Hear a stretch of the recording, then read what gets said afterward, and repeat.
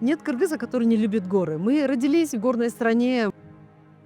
Горы для меня, для себя лично были вот начаты, потому что каждый человек приходит с определенной целью. Да. Для меня это все-таки перезагрузка, наверное, осмысление, внутренний баланс какой-то. Да.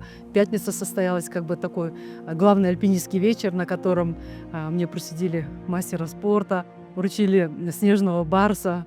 Столько позитива это приносит.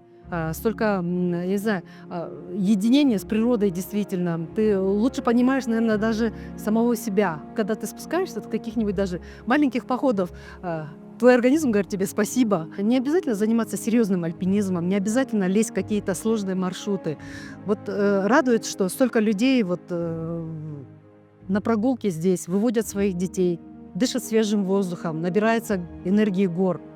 Снять границы в голове. Кто хочет серьезно заняться, девушки, парни, да, не надо сомневаться в себе.